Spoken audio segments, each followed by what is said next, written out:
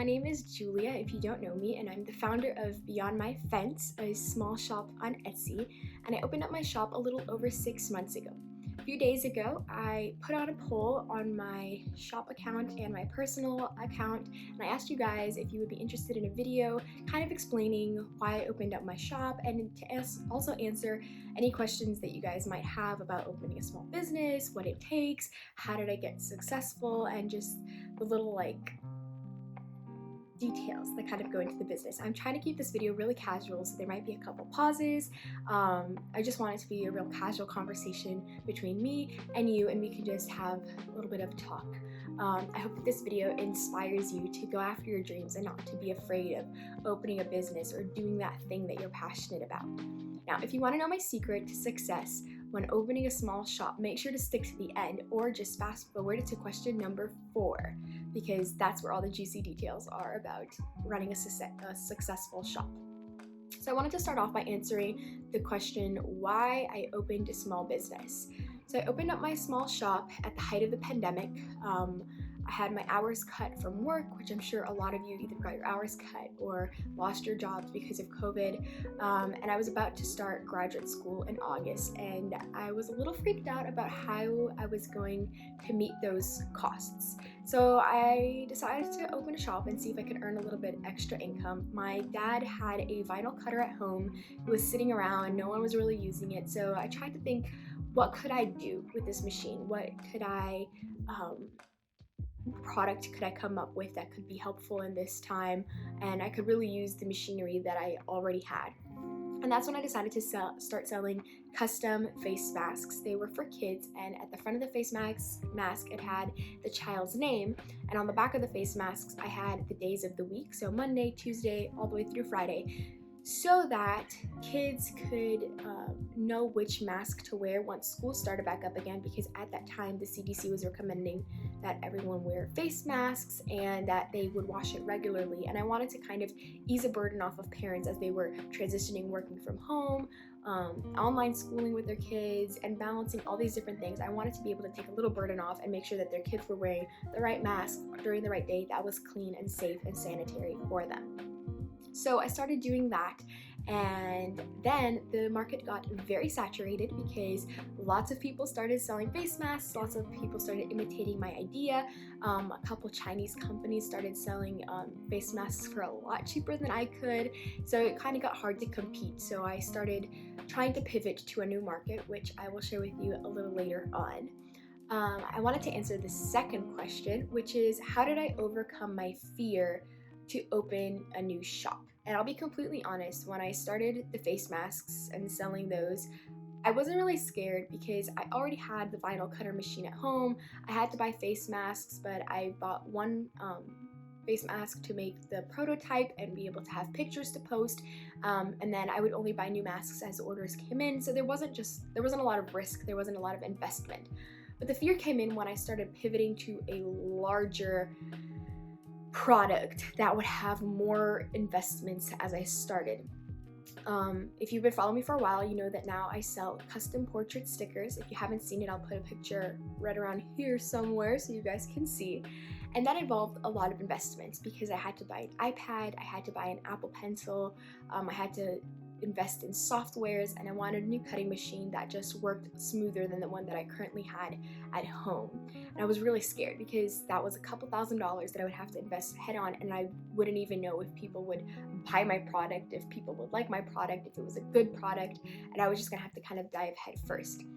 And as I was going through those fears and trying to figure out, should I do it, should I not, I had 2 thoughts. And the first one was, what's the worst that can happen? I'll invest this money, and if it doesn't work out, what could be the worst possible thing that could happen? And for me, it was losing out on a couple $1,000s, which is tragic, and as a student is painful to think about. But I also started trying to think of different ways I could utilize the softwares and the machinery that I was gonna have to buy in case it didn't work out. And I decided to use my iPad and Apple Pencil to take digital notes at graduate school. It's just gonna be easier to organize anyways, so I had a use for that. The software was $10, and I was like, okay, I can take a $10 cut. And the cutting machine, I was like, well, it is a more expensive machine, but I love making gifts for my friends and family, and I just thought that I could just use this to make more personalized gifts and make little things for them. So yeah, it was a big investment and I was really worried, but I also knew that there could be other uses for the product, and that kind of helped ease a little bit of my worries, just thinking about different ways that I could use things that I was investing in case it didn't work out. And my second thought was, it's in God's hands. I knew that if I dedicated the business to God and I kind of let Him lead and I used the talents and the creativity that He had given me, that there would be blessing and that it would work out. And I'll actually finish answering that second half of my thought in a later question. But as I was trying to come up with a new product, I texted a lot of friends, and that really helped ease a lot of my fears, getting their support and also like asking them like, hey, would you buy this? Is this something that you would like? And just kind of getting a feel for if it was a product that would have sales or if it was something that really wasn't worth even putting my time into it. And that really helped. And I also posted a lot on my personal Instagram, lots of polls asking, would you buy this? Would you rather this or this? How much would you pay for this? And I just kind of got a really good research about who the people were that were going to buy, who was my demographic, and what products were they willing to purchase, and also what was the price point that they would purchase it at. So as I was going through that, I started selling iPhone charger stickers and laptop decals. And if you didn't see that when I first started out with my shop, I'll put a couple pictures here too so you can see how my art has progressed. And finally I landed on custom photo stickers, and this is really where my business took off. But I wanted to encourage you guys, because I know opening a business is such a big step and it's really scary to put yourself out there and make those investments and start that Etsy shop, and it's really hard and it's really overwhelming and it can be really scary, you know? But I wanted to tell you that if you're afraid that your art won't be accepted, that your idea won't be accepted, don't be, because there's someone out there who will love what you made. You just need to find your niche. And it could take some time, but don't let the early haters keep you from a future success. Keep going, keep pushing ahead, tweak the things that need to be tweaked, change the product a little bit, change your niche, and see until you really find that sweet spot that works for you. I'm sure that we've all seen this floating around on social media at one time or another over the years, but it said that Starbucks was turned down by 242 banks. Walt Disney was mocked by 302 investors. Harry Potter was rejected by multiple publishers. Bill Gates had a failed business. Albert Einstein was expelled from school and said that he was stupid. Just so many people that we know that we consider successful nowadays who laid that foundation for us to start new businesses and build upon what they have created. They all started by someone telling them that they're not good enough. So that person who told you that your business idea isn't good enough, that your art isn't good enough, that your writing isn't good enough, that's just one opinion in a sea of thousands. So don't give up on what you want. Keep pushing ahead. You'll find those people. You'll find your tribe. You'll find the people who are willing to buy your product and who will love what you make. You just got to work a little bit harder for it. So the next question that was in my DMs was the marketing side. So how do I market my products and really get my name out there and my products out there for people to see? So if you don't know me and you're new in the Beyond My Fence community, I majored in hospitality management and I minored in mass communication. And right now I'm in graduate school to get my master's in business administration. And in junior year, when I was finishing up my hospitality classes, I realized that while I loved the industry, I didn't really love the job of hospitality, which is why I decided to minor in mass communication during my senior year, because I found that my passion was really marketing and advertising and being creative and helping people get their products ahead and getting people to like their brand. And that's really what I love doing. So during junior year, I invested a lot of time in doing certificates and getting internships in that area that would really help me gain those skills. So that's helped me tremendously with SEO marketing, which is search engine optimization that Etsy relies heavily on, as well as Google, and other social media marketing tips and tricks that have really helped me really get my name out there, which has been really helpful. But I wanted to tell you guys a little bit about the marketing journey that Beyond My Fence has had. So when I started selling face masks, I was only selling on Facebook groups. I didn't even try Facebook Marketplace. It was just Facebook groups. So I joined a lot of community Facebook groups within my local area, so within my city, and I went all the way to 50 miles away from my area, and I would just join different groups, and I would discover what days you could advertise your product or service in, and I would hardcore post on that day. I would post pictures, I would post videos of my product, I would post lengthy captions about why my face mask would help your kid's life and help you balance the burdens of working from home and taking them to school and COVID and pandemic and all of that. And I also asked friends and family to join the groups if they could, if they lived in the area, so that they could like my post, and it would just help boost my post in the Facebook algorithm, which was something that I learned about in my internships, which was really helpful to know.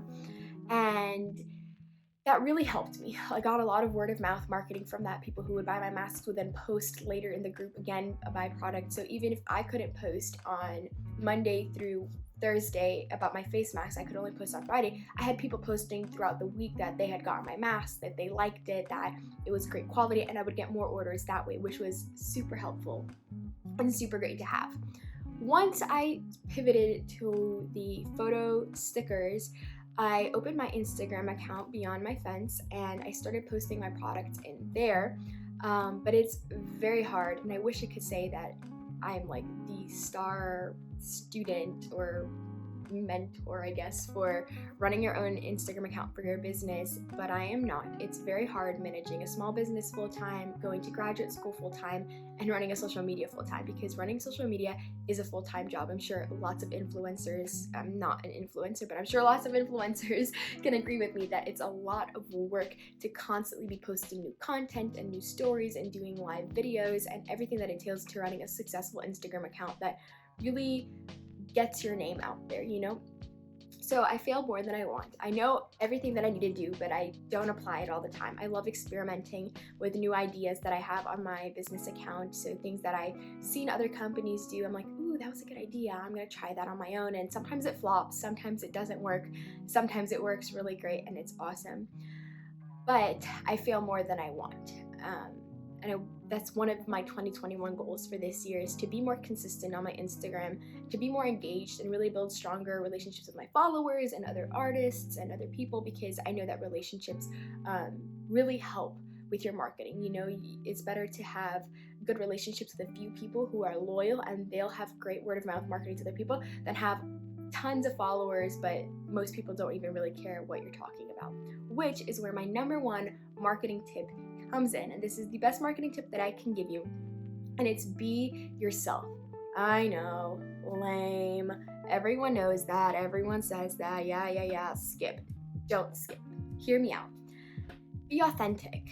I tried for so long to post things that I thought were the right thing, or the content that I thought the people who were following me would like. But it was not successful. I barely got any likes. I didn't get any comments. It kind of flopped, to be completely honest, and I came to a rut. I was worn out. I was discouraged. I didn't want to create anymore because I just didn't even know what to create. I didn't know what would work, and it was just so exhausting. So I stopped posting for a whole month. Didn't want to do it anymore. I didn't want to create anymore. And then I decided that I was going to create what I wanted to create. I was going to post content that I cared about. And if my followers liked that, great. If not, I was happy, and I was posting things that made me happy. And after I started doing that, I started seeing greater engagement in my stories and in my posts, and I started getting more relationships with people who followed me, and they started DMing me, asking me for questions or commenting on things. And it was just really great to see that there was people who were following me that were passionate about the same things that I was passionate about. People want to see who you really are. So what are you passionate about? What inspires you? What inspires your business? What inspires your product? What makes you you? That's what people want to know. yes, marketing is important and it helps drive sales and profit and revenue and all these things. Yes, they're good things. But what really matters is the relationships that you make. Do your followers feel like they can trust you because they see that you're being genuine, that you actually care about them, that you're passionate about what you do? Because once you establish that, you can literally sell sand in the desert and people will buy it because they trust you, they love you, they want to support you, they feel like they're your friend and they want to build you up. And you also build them up, you know? You help them, you create products that help them, you comment on another artist's post and you build them up. All those things, all those relationships are what really matters. And it's what makes companies work. You know, it's the customers, it's the loyalty, it's the relationships you have, not necessarily how well do you run a promotion or a sale or give stuff away. You know, it's really about the relationships you make. And I have more marketing tips that I could give. So if you guys would like to know more of the marketing tips, if you would like SEO help, make sure to reach me out on my DM and I will be glad to post more videos or help you set up your new account on Etsy and help you with some search engine and keywords and tags that can help you out. But I want to try to keep this video a little bit more concise, so I'll just give you my number one marketing tip. The last question, and it is the long-awaited question that I'm sure you've all been waiting for, is how to run a successful shop, business, or how to just be successful in general. I've had so many people DMing me and asking me, how did you get over 1,000 sales in 6 months? How did you make $13,000 in revenue? How did you get so successful? What did you do? What's your secret? So I will tell you my secret sauce. I will tell you the secret that I have. It's pretty big, not gonna lie. All right, you ready? Give it to God. Literally, that's it. Like, it's super simple. It is, but it isn't, because you have to have a lot of trust and a lot of faith that He's gonna do what He promises. Literally, anything you do in life, whether it's work, whether it's school, relationships, chores, anything, if you give it to God, He will take that small seed of the labor that you put in and He'll like overflow your cup and you won't even be able to like imagine it. When I started selling face masks back in June, I told God that I wanted to earn a little extra money, but I also wanted to help my community. And then when I started selling stickers, I told God that my business was 100% dedicated to Him, that I wanted to use the talents and the creativity that He instilled in me to bless people, to give a little joy, to make a little happiness. And all of that started with tithing. And that's the real secret. In Malachi 3:10, I wanted to share this verse with you. It says, "Bring the whole tithe into the storehouse, that there may be food in my house. Test me in this." This is God saying it. "Test me in this. And see if I don't open up the heaven itself to you and pour out blessings beyond your wildest dreams." Crazy. Literally, God never says to test Him except in this one thing: tithing. Tithe. Give your money back to me. Give that 10% back to me, and I will bless you beyond compare, beyond what you will give. And it's such a crazy concept, but I swear, when you give God back what is His, He'll do more than you could even imagine. And it's not this thing of, oh, I'm only giving because God told me to, and I'm just gonna sit here now and just gonna wait for Him to like open the floodgates and $1 million is gonna fall in my lap. It's not like that. You gotta give with a grateful heart. You gotta give knowing that what you have isn't even yours. It's God giving it to you. It's God blessing you. Every penny that I earn in my shop, 10% goes immediately to my church. And as I give, I thank God for blessing my business, for giving me that sale, for blessing my work of my hands, and for giving me the talent that He's given. And then I ask Him to use this money that I'm giving to the church to bless His people even more, to bless the people who need it, to bless the widows, to bless the orphans, to bless the missionaries who are out there preaching the gospel to other nations where it's dangerous and they're being persecuted. I ask that this small money that I'm giving, that it would be blessed and it would multiply to help thousands of people in the church and around the world. I never imagined that at 21 I would have a small business that is flourishing like it is, that is so successful like it is. When I started selling face masks, I didn't even make a goal. I didn't dream of sales or revenue. I was happy when I sold one mask, and I would be like, woohoo, one mask. And God kept bringing people. God kept bringing in orders. And to this day, I cannot wrap my mind around the people that have supported my business and the way that God has blessed me beyond my wildest dreams, just like he says in Malachi. Truly, and I can say this with the most grateful heart, to God be all the glory. It's not about me. This business is not about me. It's not about what Julia can do, but it's about what God can do through Julia. It's what God will do for Julia, how he will bless Julia. And I want to be a blessing to others. I don't want to take all the money and keep the 100% and just pile it up in the back and have all this money, knowing that there's people out there, his church, that needs to be furthered, the orphans and the widows. I want to make sure that I'm doing my part, that I'm blessing others as well, and God sees that. He loves a cheerful giver. So that is my secret. I know it doesn't sound like a big deal, but I promise you that if you test God in this, if you give that 10% to his church, to a missionary, to someone, tithe that money and say, God, it's yours. This business is yours. You'll prosper. You'll have success. It won't be easy. You'll have to work hard.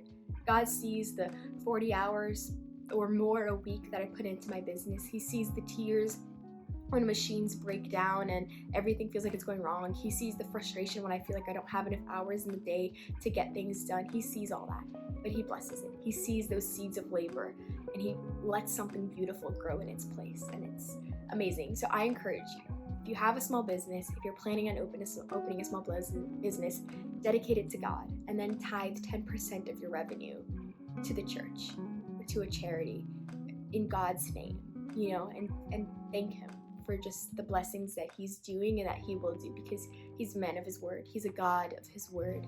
He won't fail and he'll keep his promise. Anyways, that's it for this video. I hope that you liked it. If you did, give it a thumbs up or give it a little heart on Instagram and share it with your friends. If you share it in your stories, don't forget to tag me at Beyond My Fence. I'd love to reach out to you and give you a personal thanks for sharing. Make sure to drop a comment down below also if you have any other questions or suggestions for future videos. I actually really liked doing this. I hope you guys liked it, and I hope that it's helpful for you. And until next time, friends, stay unique. All right, see you later.